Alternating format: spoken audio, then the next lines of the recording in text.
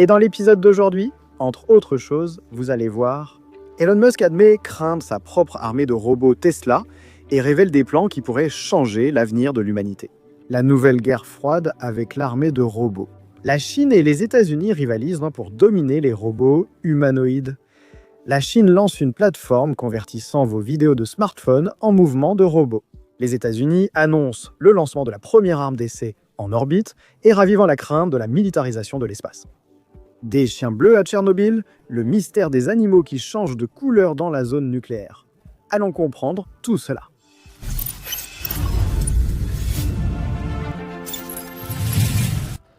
Bonjour impressionnés et impressionnés. Je suis Carlos Salves et vous êtes sur Réalité Impressionnante. Allons à la vidéo. L'espace. L'espace qui a un jour symbolisé la curiosité et l'union de l'humanité. Un territoire qui était neutre, protégé par des accords internationaux, est peu à peu en train de devenir le prochain champ de bataille. Le mois dernier, le département de la Défense des États-Unis a lancé un appel d'offres pour que des entreprises privées proposent des prototypes d'intercepteurs spatiaux, ce qui fait partie du projet Golden Dome. Une initiative du gouvernement Trump vise à créer un bouclier orbital antimissile intercevant les menaces avant leur entrée dans l'atmosphère. La réponse est arrivée vite. Apex, start-up de Los Angeles, a annoncé le projet Shadow, première démonstration commerciale d'un intercepteur spatial américain. La start-up affirme être en plein développement, la première arme orbitale opérationnelle, un intercepteur spatial pouvant agir dans le vide et attaquer des cibles hors Terre. 2 prototypes seront lancés en 2026 sur une plateforme orbitale autonome appelée dépôt orbital. Une sorte de station d'armes conçue pour abriter et soutenir les missiles spatiaux en temps réel. Yann Cinnamon, président directeur général, affirme que l'entreprise développe tout en interne sans subvention publique. « Nous avançons incroyablement vite », a-t-il déclaré. La phrase évoquait à la fois une fierté technologique et un avertissement, d'accord ? Pour la première fois, une entreprise privée affirme créer de son propre chef un système d'armes en orbite autour de la Terre. Le but est de déployer des milliers de missiles intercepteurs en orbite pour créer un réseau de défense continu autour de la Terre. Si cela fonctionne, le système pourrait détruire des missiles nucléaires dès leur lancement et protéger des villes entières. Mais cela instaurerait aussi un nouveau pouvoir mondial, le contrôle militaire de l'espace extra-atmosphérique. Cinnamon affirme que tout existe déjà, satellites, capteurs, systèmes de suivi et fusées auxiliaires. Le défi maintenant, selon lui, est de combiner tout cela en un seul système capable d'intercepter une menace en orbite en une fraction de seconde. Depuis la catastrophe de 1986, Tchernobyl est devenu le symbole de la frontière entre le progrès et le danger réel. Un lieu figé dans le temps où la nature tente de se rétablir et où l'improbable continue de se produire. À présent, un nouveau et intrigant mystère est apparu au cœur de la zone d'exclusion. Des chiens au pelage entièrement bleu. L'organisation non gouvernementale Clean Futures Fund, qui gère les chiens de Tchernobyl depuis 2017, a signalé avoir rencontré 3 chiens à la fourrure bleuâtre. Ils ont été vus lors d'une mission de stérilisation et vaccination. Et ce qui a le plus surpris les scientifiques, c'est que malgré leur couleur inhabituelle, les animaux semblaient en bonne santé et pleins d'énergie. La scène est rapidement devenue virale sur les réseaux sociaux et a ravivé une vieille peur. La question s'est posée. La radiation de la région causerait-elle enfin des mutations visibles chez les animaux? La réponse à ce que Thune indique est bien plus terre-à-terre, mais reste fascinante. L'organisation non gouvernementale affirme que la coloration bleue provient d'un contact chimique et non de la radioactivité. On soupçonne que les chiens se sont roulés ou abrités dans des toilettes chimiques qui fuyaient, ce qui a temporairement teint leur pelage.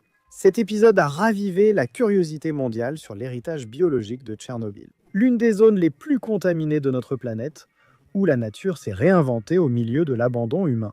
Les chiens bleus sont peut-être un simple effet passager ou une coïncidence chimique, mais ils symbolisent d'une certaine façon ce qu'est devenu Tchernobyl. Un laboratoire vivant montrant que le monde continue, même sans les êtres humains, où la vie persiste à vouloir s'épanouir. Colorée, très belle, même au milieu des ombres de la radiation. D'accord? Et en parlant de radiation, sachez que les États-Unis viennent de présenter une puce capable de continuer à fonctionner à l'intérieur du cœur d'un réacteur nucléaire. Et, soit dit en passant, c'est un environnement où la chaleur fait fondre le métal et où la radiation détruit même les circuits les plus résistants. Des chercheurs de l'Université du Maine ont développé des capteurs fabriqués avec des matériaux à l'échelle nanométrique et ont utilisé une architecture qui reste stable, même lorsqu'elle est exposée à une radiation intense. Ce dispositif fonctionne plusieurs jours dans le réacteur et collecte des données en temps réel, ce qui était auparavant impossible. L'ingénieur brésilien Mauricio Pereira de Cunha, responsable du projet, affirme que c'est la première technologie mondiale à mesurer précisément la puissance d'un réacteur à 800 degrés, assurant sécurité et efficacité en conditions extrêmes. Lors des tests au laboratoire de recherche nucléaire de l'Université d'État de l'Ohio, les puces ont fonctionné 7 jours sans défaillance. Aucun circuit conventionnel n'aurait résisté ne serait-ce que quelques heures. Pourquoi cela est-il important pour tout le monde? Eh bien, parce que le monde est sur le point d'entrer dans cette nouvelle ère. À l'ère des réacteurs de nouvelle génération, plus petits, efficaces et fonctionnant à des températures bien plus élevées que les modèles traditionnels. Jusqu'à présent, aucun capteur ne pouvait suivre cette évolution. Sans mesure fiable, il n'y a aucun moyen de contrôler le cœur du réacteur. Grâce à cette technologie, les ingénieurs pourront détecter instantanément toute irrégularité, prévenir les accidents et réduire les coûts de maintenance. Cette technologie peut également être utilisée dans les moteurs de fusée, les centrales géothermiques, les turbines hypersoniques et même les sondes spatiales, où les capteurs doivent résister à des températures et des radiations proches de la limite de la matière. Imaginez filmer une courte vidéo avec votre téléphone et voir un robot humanoïde reproduire vos gestes en quelques minutes. Les petites danses de TikTok sont fichues.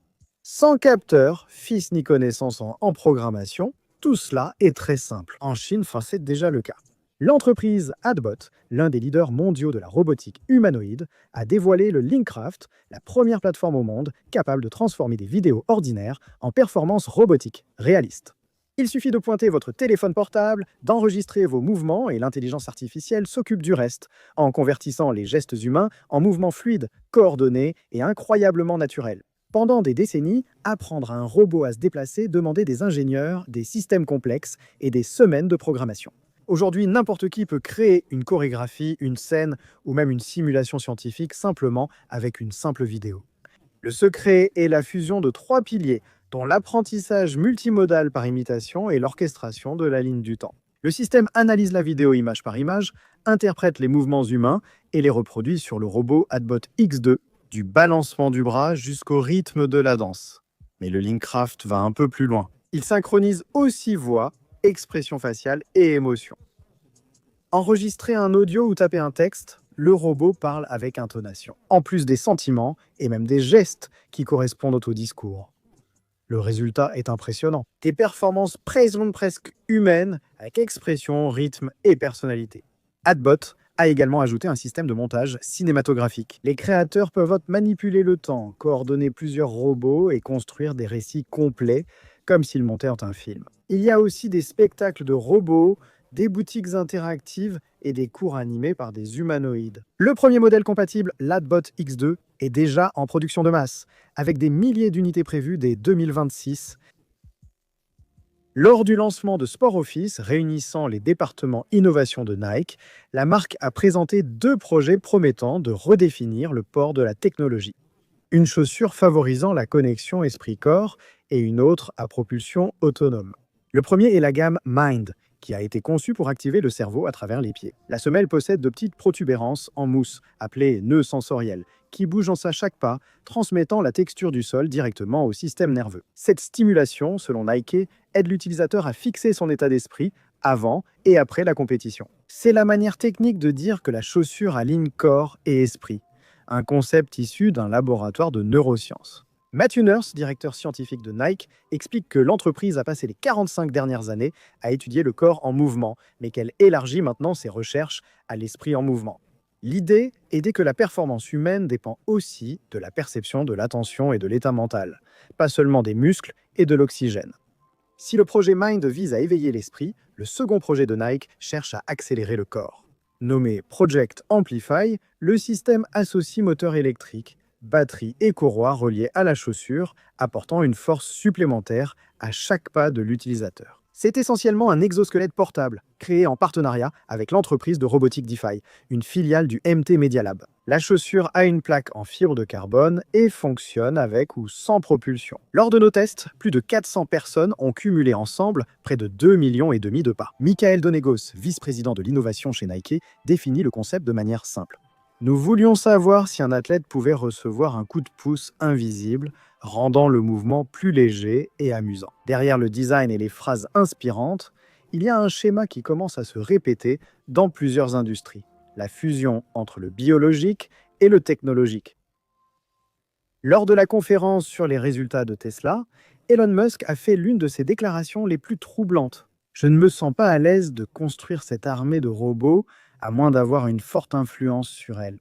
Des mots simples, mais lourds d'histoire. Musk, qui contrôle déjà des entreprises qui orbitent autour de la Terre, qui creusent des tunnels sous elle. Maintenant, il parle de quelque chose de plus profond. La création d'une armée de machines intelligentes, conçues non seulement pour aider, mais aussi, potentiellement, pour agir de manière autonome. Le milliardaire, qui possède environ 13% de Tesla, menace de partir s'il n'obtient pas 25% de contrôle. Cela lui assure une influence décisive sur le destin des robots qu'il crée lui-même. La raison? Les Optimus, les robots humanoïdes bipèdes que Musk décrit comme des travailleurs universels. Selon lui, l'avenir de Tesla n'est plus dans les voitures électriques, mais dans ces robots qui vaudront un jour 80% selon ses mots. Pour atteindre ce rêve, Musk promet 1 million d'unités en fonctionnement dans le monde entier et le début de la production de masse dès 2026. Mais sachez qu'à l'heure actuelle, en ce moment même, la réalité est bien moins épique. Quelques dizaines de prototypes fonctionnels, des difficultés de fabrication et des promesses non tenues. Pourtant, le discours de Musk évoque quelque chose de plus vaste et plus dangereux. En répétant plusieurs fois « armée de robots », il a déclenché une alerte mondiale armée. Il envisage peut-être des humanoïdes présents dans les usines, maisons, mais aussi pour le pouvoir, la défense ou le contrôle. À titre de remarque, historiquement, toute révolution technologique est née avec la promesse de liberté et a fini par créer de nouvelles formes de dépendance. La révolution industrielle a libéré l'homme de l'effort, mais nous a asservis aux machines. La révolution numérique a promis de connecter le monde, mais elle a plongé notre propre monde dans la surveillance. Musk propose désormais une nouvelle révolution à la fois physique et cognitive. Une planète peuplée de robots autonomes, soumis à une seule entreprise. Le philosophe britannique Nick Bostrom, auteur de Superintelligence, a averti que le vrai danger de l'intelligence artificielle n'est pas sa rébellion contre nous, mais son obéissance aveugle à d'autres humains. C'est précisément cela qui rend les propos d'Elon Musk si troublants. Il veut le contrôle non pas par peur de perdre le pouvoir, mais par crainte de ce qu'il a lui-même créé. Alors que les investisseurs discutent des profits, ce qui est en jeu est bien plus que de l'argent. Un homme qui maîtrise déjà les satellites, les fusées et les véhicules autonomes veut maintenant un monopole sur des entités capables d'agir et d'apprendre par elles-mêmes. Et si l'avenir est réellement habité par une armée de robots, le destin de l'humanité, notre destin, pourrait dépendre de celui qui donnera le premier ordre. Elon Musk dit qu'il ne se sent pas à l'aise sans avoir d'influence sur ces robots. Reste la question, qui influencera Elon Musk ? Parce que peut-être que le vrai risque n'est plus la naissance de ces machines, mais plutôt le pouvoir de ceux qui vont tout contrôler et commander ce type d'armée. Puisque la discussion a commencé, jetons de l'huile sur le feu.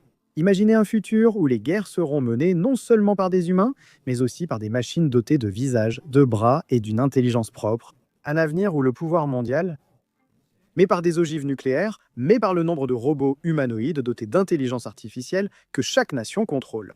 Vous avez remarqué que ce futur n'est pas loin de nous, n'est-ce pas? En fait, il semble même qu'il ait déjà commencé.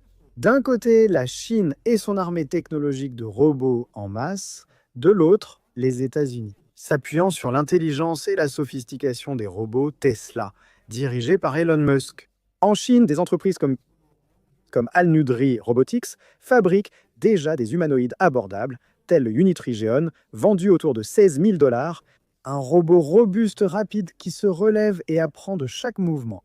La philosophie de la Chine est simple, fabriquer à grande échelle, à tout prix. Le pays souhaite inonder le marché mondial de milliers de robots, et ainsi dominer l'économie, la collecte de données et l'apprentissage à grande échelle. Aux États-Unis, Optimus de Tesla est le pari d'Elon Musk pour une nouvelle main-d'œuvre intelligente. Avec l'intégration au réseau Starlink, il pourra se connecter, apprendre et même collaborer en temps réel avec les autres robots. La vision nord-américaine n'est pas seulement de fabriquer des machines, c'est de construire une intelligence collective mondiale, où chaque robot est une extension d'un esprit central. Ce qui sépare donc les deux puissances, c'est la stratégie. La Chine recherche la quantité et la présence, tandis que les États-Unis recherchent la conscience et le contrôle. La première mise sur une armée de robots résilients Des machines pensantes capables d'interpréter des ordres complexes et d'agir de façon autonome. Mais il y a un côté sombre dans cette course-là. Les deux pays testent des versions militaires de ces robots. Les prototypes chinois de l'armée populaire de libération ont déjà prouvé leur capacité de charge, leur résistance et leur autonomie tactique. Aux États-Unis, Optimus est testé pour la logistique et les missions à risque avec SpaceX et le département de la Défense, en plus d'autres robots. Pendant ce temps, les Nations Unies débattent déjà du danger des armes autonomes létales. Le progrès technologique va bien plus vite que tout traité international. Les spécialistes appellent en ce conflit une guerre froide robotique, une lutte silencieuse, mais avec le potentiel de remodeler toute la hiérarchie de la planète. La Chine investit des milliards dans le secteur, dépassant largement le budget américain. Et tous deux visent déjà le même but, des robots sur le champ de bataille d'ici 2035.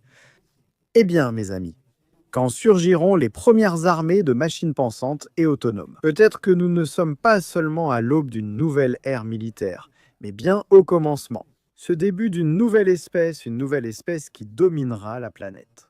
Si vous avez aimé cet épisode, vous pouvez commenter ci-dessous. Chine et États-Unis, la bataille des robots humanoïdes. Ceux-ci, ici ou là, je pense que ce sera ici, sont quelques-uns des commentaires de la dernière vidéo. Commentez aussi ci-dessous. Vous augmentez l'engagement de cette vidéo et je sais que vous aimez les technologies et regardez jusqu'au bout. Merci pour tout, les sources sont dans la description. Merci de m'avoir accompagné, choisissez une des deux options affichées et à bientôt dans la prochaine vidéo. Merci, salut.